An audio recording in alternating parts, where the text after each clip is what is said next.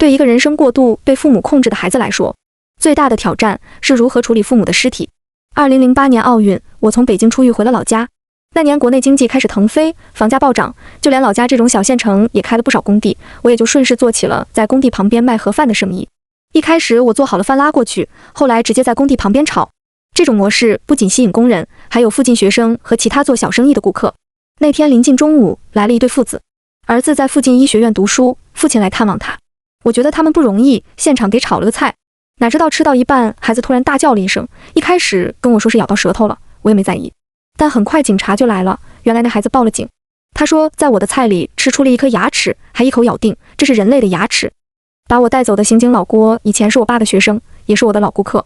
我出狱回来这2年，他没少照顾我，不然我这没有经营许可和卫生证明的小生意也不可能做下去。经过鉴定，那个东西确实是人类的牙齿，但我真的不知道怎么就出现在菜里面，而且仅凭一颗牙齿也不能断定就跟命案有关。郭队，我能走了吗？看到老郭进来，我还以为是放我出去。我们检查了剩下的盒饭里，虽然没有什么别的异常，但张翰，你还不能走。听到郭队喊我全名，一时不大适应。铁道旁边的那几个流浪孩童你知道吧？其中有一个外号叫崩牙仔的失踪好久了。郭队说的崩牙仔，我不仅知道，我还认识。这是一群在铁道旁边无所事事，靠做小偷小摸为生的小团体。崩牙仔是其中的佼佼者，大概10岁左右，皮肤黝黑，饿得精瘦，有一个门牙只剩下一半，这也是他名字的由来。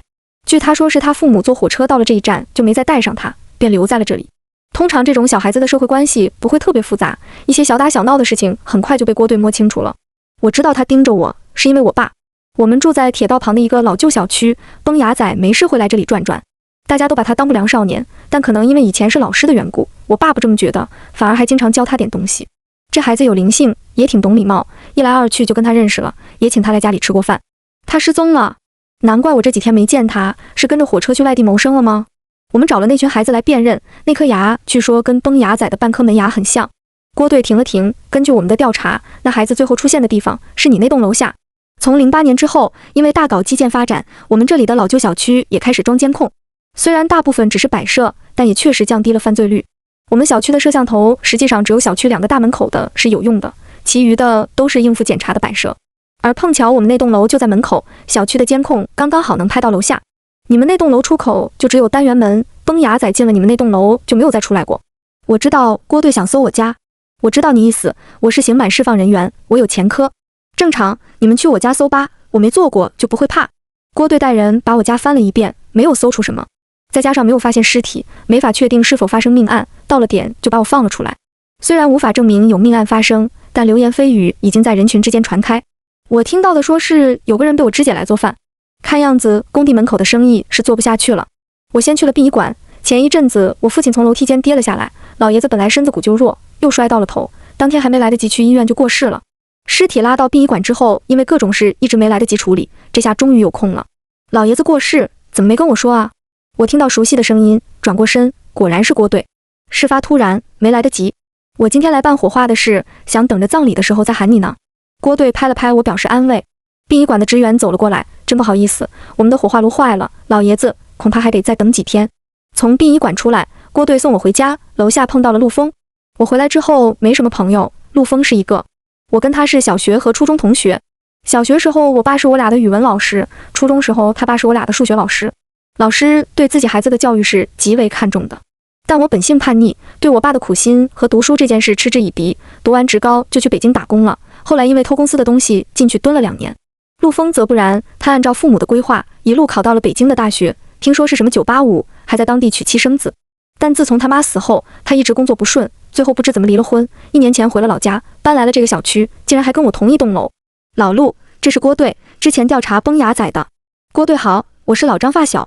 这事您可得调查清楚啊，这弄得我也没生意做了。陆峰跟我一样，之前在工地旁边卖盒饭，生意肯定是受了影响的。你们放心吧，警察一定会调查清楚的。老张，老爷子火化的时候别忘了喊我，我也去。郭队拍了拍我的肩膀，开车走了。陆峰晃了晃手里的菜，走，家里喝酒去，给你洗尘。陆峰做饭的手艺是我教的，他从小就是好孩子，对父母言听计从，我没有想到会沦落到跟我一样。原本不怎么熟的我俩，这段时间仿佛成了最好的朋友，真是奇怪。第二天中午，我被楼下的声音吵醒，是一群嚼舌根的大妈。我听了一会，原来今早发现了尸块，是崩牙仔，我可以证明自己的清白了。但很快我就为脑子里的想法打了自己一个耳光。我希望崩牙仔没事。人越聚越多，里面一个姓李的大妈的声音越说越大。这个李大妈之前说楼道里闹鬼，能听到窸窸窣窣的声音，反正整天神神叨叨的。我烦得不行，找了个小盆接了点水，直接朝着她倒了下去，然后迅速关了窗。我打开电脑，上面已经有了一些新闻，说是一个老太太捡到了一些被黑色塑料袋包裹的肉块，这些肉块都是煮过又炸，而且被盐腌过的。老太太以为是猪肉，做给家人吃了。直到邻村另一个老太太捡到了一个包裹，拆开一看是颗人头，吓得当天就进了医院。另一个老太太全家人也吐到输液。我还没回过神，就传来了敲门声，是郭队。跟我们走一趟吧。啊！我一时没明白过来。尸块里有半颗孩子的头颅，那半颗牙刚好能装上去。根据郭队的说法，法医从这半颗头颅和之前从那群孩子那里拿到的崩牙仔的物品上提取到的 DNA 已经送去比对，结果很快就会出来。郭队，我也看到了新闻，那个尸块的量不是一个孩子吧？没错，但这跟你无关。至于有几个人，那是警方的事。我现在需要你配合的是，告诉我那天你到底见没见到崩牙仔？我真没见过呀，到底要我怎么说你才相信啊？没事，不说不要紧，等 DNA 结果出来了，我会把你们那栋楼每一户都搜一遍。时间一分一秒的流逝，临近天黑的时候，郭队拿到了结果，证实那就是崩牙仔的尸体。郭队刚带着人风风火火的离开，随即有个人就被带了进来，是陆峰。他脸上有些伤痕。怎么回事？陆峰支支吾吾地说，他卖饭的时候有个大爷走过来指指点点，他把人打了。在北京的时候就因为打人丢了工作，回了老家又来一次。一个警察吐槽了几句，我看到陆峰攥得紧紧的拳头。我听说过陆峰打人的事，但他看上去文质彬彬，跟打人这个行为完全扯不上关系。不过听说他又开始卖盒饭，我有点惊讶。不去开工，我吃什么？陆峰无奈地低头嘟囔了一句。随后被打的家属来了警局，搞到深夜终于达成了和解。陆峰要走的时候，郭队带着人回来了，他们已经搜完了我们那栋楼，我的拘留时间也到了。郭队摆摆手，示意其他人出去，摆了2碗面在我和陆峰面前，看样子是想跟我们单独聊一聊。张翰，我还不知道老爷子是怎么走的呢。郭队把筷子塞到我手上。哎，不瞒你说，都怨我不小心。那天老爷子从楼梯上摔了下来，我给扶进家里面，本来想带着去医院，但老爷子说没大碍，不愿意，我也就去忙了。哪知道第2天我鼻子一酸，说不下去了。你呢？自己一个人住吗？郭队听完，转头看向陆峰，眼神意味深长。你不是搜过我家了吗？陆峰埋头吃面，语气听着很不爽，好像还在为刚才的事生气。我碰了碰他，这才好好说话。我还有个父亲，回老家了，这里就我一个人住。吃完面，郭队就让我们回了家。一路上，我和陆峰都没说话，我隐约觉得郭队还在盯着我。刚才的一顿饭更像是在盘问。我对陆峰的父亲几乎没有印象，我只见过他一次，知道他身体不好。你爸回了家，有人照顾吗？老年人就是离不开农村，回去之后身体好多了。早上陆峰出摊的时候闲聊了2句，我看他推着车吃力的样子，有些难受。从这次出摊之后，陆峰就没有再回来，他被警察带走了，原因是在老家没有找到他父亲。老家的旧房子布满了蛛网，根本不像住过人的样子。警察跟踪了陆峰，发现他在郊区的废弃房屋里养了一个老太太。陆峰的前妻不愿意再插手他的事，他在本地就我一个朋友，郭队只能把我叫来。2天没见，陆峰两眼无神，胡子拉碴，什么都不说，好像精神也有点问题。郭队，老陆现在是啥问题啊？他爸的事还有那老太太的事，你知道多少？我只是见过陆峰父亲1次，但那个老太太我是一点都不知情。你想我跟他聊聊？试试吧，毕竟这里他就认识你一个。好，老陆，吃点东西吧。我刚把泡面端起来，陆峰却猛地颤抖了起来，仿佛有什么东西压在背上，他佝偻着艰难地抬起头，双眼布满血丝。我要我妈，我要我妈。随后歇斯底里地大哭起来，周围的警员赶紧过来按住他，没一会就晕了过去。我一时之间呆在原地。陆峰的母亲去世很久了，我印象里那是个严厉的女人，她规划着陆峰的一切。小时候我翻墙去网吧，陆峰总会在第2天好奇地询问，我知道他心里的想法。高中的时候有个女孩跟陆峰表了白，但他妈大闹了学校3天，那个女孩最后退了学。按部就班的优秀，失去的是成长的意义。郭队拿来了2张照片，里面是陆峰赡养的老太太。我仔细看了看，那老太太竟然跟陆峰的母亲有几分神似。他可能是把这老太太当成了他妈。我们在他家搜出来一些精神类药物，他可能脑子有点问题。郭队怀疑陆峰的父亲已经不在了。我们把发现尸块的地方都走访了一遍，大部分都找到了目击者，他们看到了陆峰。原来陆峰出摊的时候都有经过这些地方。我们怀疑他是去抛尸。郭队的意思是想让我从陆丰嘴里撬出来点东西。我陪着陆丰在警局待了一夜，临近早上，他醒了过来，直勾勾盯着天花板。我爸死了，但不是我杀的。淡淡的一句，旁边的郭队仿佛早就预料到了一样。你处理的尸体？陆丰点了点头。搬来之后，父亲的身体越来越差，直到那天晚饭，他罕见的倒了2杯酒。他已经很难开口，直接将1杯酒泼在了我脸上。我知道他对我有不满，对我妈也有不满。按照陆丰的说法，他们2人面对面，一人1杯，喝完了2瓶白酒。第二天一早，他从沙发上醒来，发现他爸脸朝上，依旧坐在桌边，死了。我脑子里第一个念头居然是，我不能让他死，我需要他的退休金，我要把他的死隐瞒起来。陆丰想起了我教他怎么保存肉的方式，处理了尸体。讲到这里的时候，郭队给了我一个眼神，我有点不寒而栗。你父亲的尸体就这样一直放在你家里？对，直到那天你们去搜了汉哥家，我怕总有一天也会搜到我家，所以借着继续出摊的机会，把尸块分批抛了。到了这里，郭队验证了自己的想法，那些尸块里不只有崩牙仔，还有陆丰的父亲，但法医找不到方法提取出任何其他有效的 DNA， 因此也无法验证到底是不是陆丰的父亲。崩牙仔是你杀的吗？是，不是。陆丰听到这个问题，嘴里突然开始含糊不清，不知道，我不知道啊。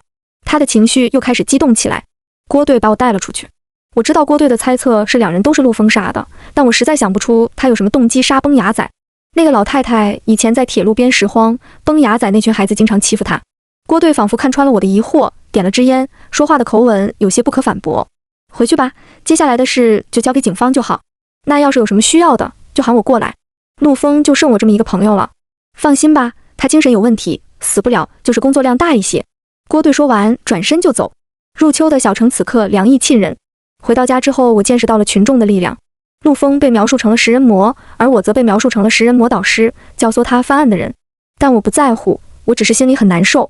我俩的父母都对我们的生活有过过多的干预，但我们是2个极端。陆丰选择了听话，我选择了一路反叛。走到今天这一步，也不知道谁错谁对。除了偶尔发病，其他的时候陆丰还是清醒的。1个月后，他的案子开审。郭队喊我过去旁听。陆丰的说法基本没变，他坚持只处理了父亲的尸体，崩牙仔的死坚称自己没有记忆。虽然老太太跟崩牙仔他们有点过节，但看上去不足以成为杀人的动机。他的律师甚至用老太太为他求情，老太太很动容，说陆丰虽然没什么钱，却还是把他当母亲一样养。庭审过程很顺利，择日宣判。郭队，我的摊子就在不远的地方，别人帮我看着呢，要不要过去尝尝？出了法庭，我招呼了郭队一句，没想到他真的跟了过来。因为这个案子，我的摊子很火，看见警察过来，这些食客更是激动，不停地下单，我吵得根本闲不下来。不好意思，郭队，稍微等一下。我尴尬地擦了擦汗，郭队点了根烟，摆了摆手。直到将近2点，我才给郭队端上了一盘炒肉丝。这道菜我在陆丰的摊子上也吃过一次，但就是没有你做的好吃。郭队胃口很好。哦，可能是腌制的顺序不同吧。我虽然教他做饭，但有些菜他还是有自己的想法。这工序不同，口味可就大不相同了呀。郭队吃着吃着，突然停顿了一下。怎么了，郭队？没什么。我又炒了2个菜，一起聊了聊陆丰接下来可能面临的判罚。精神病院大概率得住到死了。2天之后，郭队再次来到了我的摊子上，但这次是临近收摊的深夜。我本来以为是陆丰的事又有了什么进展，郭队却挥了挥手。肉类经过腌制、烹炸会更美味，不同的步骤会导致不同的味道。郭队停顿了一下，也有可能导致不同的结果，对 DNA 提取造成不一样的结果。郭队，你在说什么呀？我停下收摊，试图理解他的意思。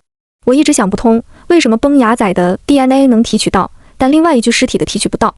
其实答案可以很简单，那就是这2具尸体是2个人处理的。你想说是我杀了崩牙仔？郭队摇了摇头。老爷子还没火化吧？没有，殡仪馆的人说锅炉有点问题。那是我没有让他们火化。郭队说完，我微微颤抖了一下。我隐约有些感觉，但没想到真的是这样。我总觉得有古怪，于是又跟殡仪馆的人员一起检查了一遍尸体。郭队放下筷子，我在老爷子嘴里发现了一颗牙齿，准确地说是一颗孩子的牙齿。虽然崩牙仔的尸块找到了一些，但头部的牙齿部分始终少了一颗，而这颗刚好跟崩牙仔的头骨吻合。这颗牙没有经过任何烹煮的痕迹，这说明是在尸体处理之前被取下来的。最重要的是，可以提取到 DNA， 现在就正在做 DNA 对比。你没有什么要说的吗？郭队冷冷地看着我。我知道，我瞒不下去了。好，我说，那天我确实见过崩牙仔。那天本来我不应该在家，但是由于订好的菜没有及时运来，我只好在家休息。崩牙仔因为跟我父亲走得很近，父亲对他没什么戒备，但不想这小子竟然偷偷配了一把我家的钥匙。那天他以为家里没人，就来偷东西。我睡得死，听到声响起来的时候，就看到父亲连拐杖都没拿，在追什么人。我赶紧赶到门口，却看到了父亲从楼梯摔下去的一幕。父亲摔倒的时候，正好撞到了崩牙仔，这可能是他的牙齿断裂的原因。我赶紧冲下去扶起来父亲，崩牙仔则趁我下楼的时候，慌慌张张地跑了。真的吗？你为什么不送老爷子去医院？我当即就要叫救护车，我爸一把抓住我，硬是让我先去把崩牙仔找回来。他告诉我那孩子本性不坏，让我问清他发生了什么，先不要报警。我只能答应父亲，先把他扶回了房间，然后去找崩牙仔。但我下楼之后，根本连个人影都看不到了。然后呢？然后我就先回家了。但回去之后，我就发现父亲已经断了气。郭队显然对我的说法存疑，他又带人搜了一遍我的房子，每个角落都仔仔细细查看了一遍，但并没有什么实质性的证据。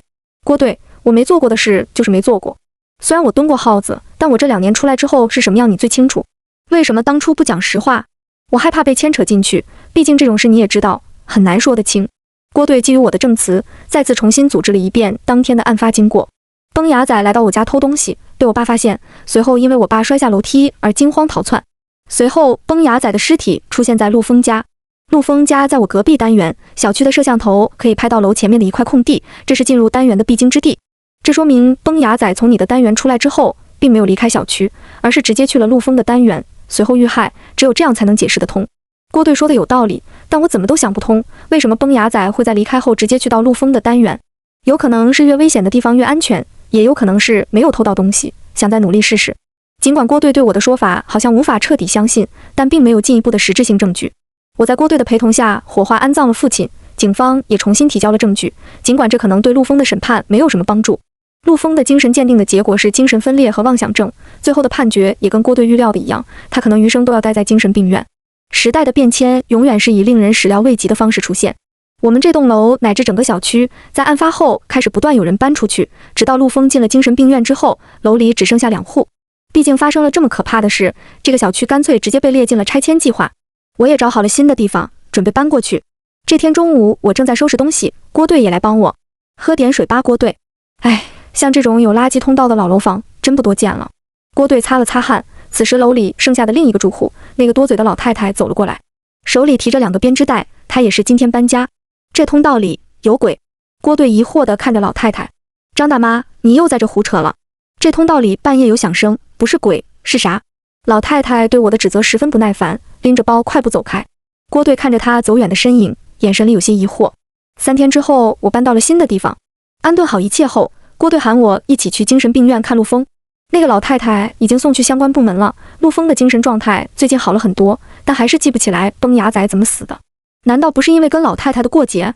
说着话，我们来到了精神病院的草坪上，郭队的话锋却突然一转，他记不起来，也有可能根本不是他杀的。我身体一颤，我知道郭队又在怀疑我。郭队，我没听懂你什么意思。放轻松，坐吧，就当听我讲个故事。郭队笑了笑，点了支烟，拉着我坐下。假设当天崩牙仔没有跑，会是什么样？郭队的双眼透过烟气紧紧地盯着我。我不知道怎么假设。郭队笑了笑，你跟你父亲的关系其实很不好吧？他说的没错，我从小叛逆，长大后还蹲了局子，父亲一直对我不满。他以前总是说，如果当初我听了他的话，现在可能就跟考到北京的陆峰一样了。再不好那都是以前了，我长大了，理解我爸的苦衷。郭队猛吸了一口烟，真的吗？如果那天让老爷子摔下去的不是崩牙仔呢？你什么意思？假设有个人想杀了老爷子，把老爷子从楼梯上推了下去，而当天崩牙仔其实是去找老爷子的，所以刚好目睹了这一切，那个人只能把崩牙仔一起解决掉。而这也更合理的解释了老爷子为什么没有第一时间被送去医院。郭队，说话要讲证据呀，我知道，我只是说假设，你就当我在讲故事。郭队咳了咳，继续说了下去，这样就解释了老爷子和崩牙仔的死，还有为什么崩牙仔的尸块里能检测到 DNA， 因为确实不是陆峰处理的。接下来的难点就是如何把崩牙仔的尸块转移到陆峰家。我的手有点颤抖，有些惊讶于郭队的脑洞。我看了好多遍监控，你每次出了单元门都不像携带尸块的样子，而且你们那栋楼的天台是早就封死了的。郭队转过头看着我，直到遇见那天那个老太太，我才反应过来是垃圾通道。监控拍到的每次你都提着很大的垃圾袋，你家住2楼，本可以直接把垃圾从垃圾通道丢掉的。我是做盒饭的，家里垃圾太多，就直接拿到垃圾房扔了。我住的楼下有个垃圾房，每户的垃圾通道最终都通向这里，我也会把垃圾直接扔到这里。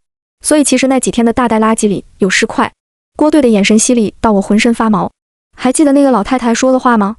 通道里有鬼。我当然记得。那个老太太一直神神叨叨的，不用理会她。我还没说完，郭队拿出了一张收据。电机，你买的？老太太说的垃圾通道里的声响，其实是电机和鱼线拖动尸块的声音。你一早把电机装在陆丰家门口的垃圾通道那里，然后把尸块带到垃圾房。这垃圾房平时没什么人来，只有垃圾工会每3天清理一次，所以你有足够的时间。我查看过垃圾通道那里有一些痕迹，但它很快就要被拆迁了。郭队苦笑了一下，仿佛有点无奈。你其实早就盯上了陆丰了吧？你知道他爸死掉了，而且也知道陆丰处理了尸体，你甚至还有他家的钥匙。郭队说着，午后的阳光照射了过来，我的背后却隐约感到一阵凉意。随后你把崩牙仔的尸块跟陆丰父亲的尸块放在一起，把电机直接从垃圾通道扔下去，垃圾工自然会处理。但是崩牙仔的2颗牙不在你的计划范围内，你可能有些惊慌，但整体上来说你做得很好。陆丰本来就有精神问题，很多事情说不清楚，警方也没找到什么实质性的证据。郭队递给我一根烟，笑了笑。我漠然地接过烟。郭队，你这个故事真的让我出了一身冷汗。哦，是吗？那你可得好好思考一下哦，不要让这个故事变成现实。说完，郭队拉着我起了身。你记得经常来看陆丰吧？今天我也没啥事，想再尝尝你的手艺，走吧。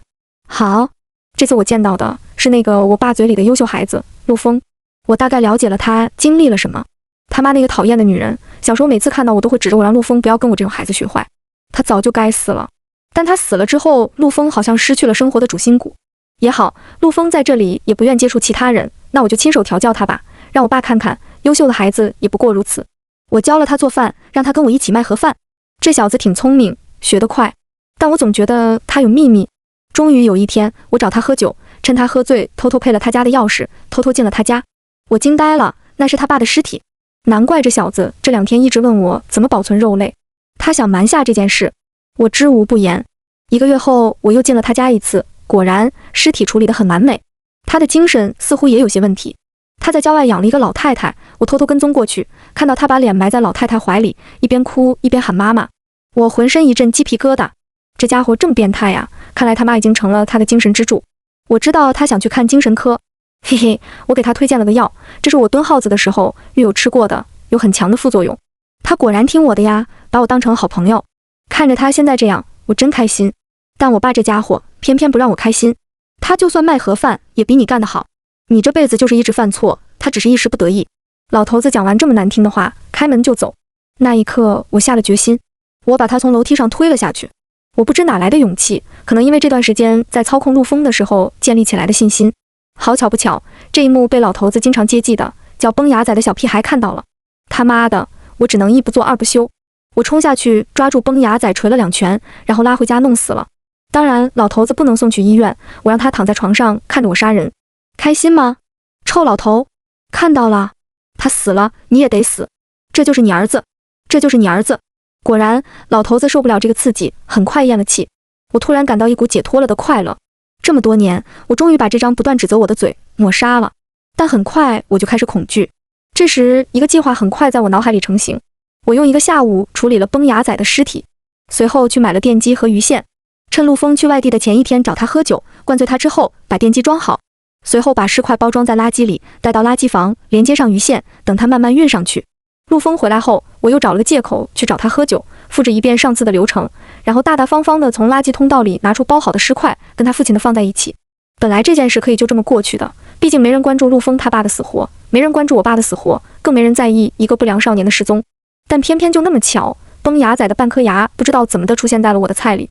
我惊出了一身冷汗，虽然郭队怀疑我，但细细一想，一切好像又都在掌控之中。害怕的是陆丰，他听说警察搜了我的家，居然开始出摊。我知道他是借着出摊抛尸，无所谓，到时候把脏水全部泼到他身上。但就是郭队太仔细，我隐约觉得我爸的尸体没有火化是他在从中作梗。很快尸块就被发现了。在这些日子里，我也没少给陆丰灌输一些死亡观念。我告诉他，死其实是种解脱。我知道一个正常人不会相信，但陆丰在承受着极大的精神压力，我的说法显然会成为压死骆驼的最后一根稻草。果然，陆丰在精神崩溃之后交代了很多事，虽然崩牙仔的事说不清，但那不重要了。郭队在老头子嘴里找到了崩牙仔的另一颗牙。死老头子，死了还得害我。但我知道，我只要装傻这一关就能过去。郭队找我干什么，我都接招。果然，他的猜测没有证据来支撑，陆枫还是只能在精神病院。看完陆枫，郭队说想尝尝我的手艺，我给他做了老头子最喜欢的辣椒炒肉。郭队，工地旁边就是这样，用盐会多一些，给他们补充一下电解质，挺不错的，以后好好做呗。我看着远处面临拆迁的老旧小区，脑子里思考着政府承诺的补偿。老头子，你看到了吧？我虽然没听过你的话，但现在的人生也算成功吧？你在地狱里好好反思吧。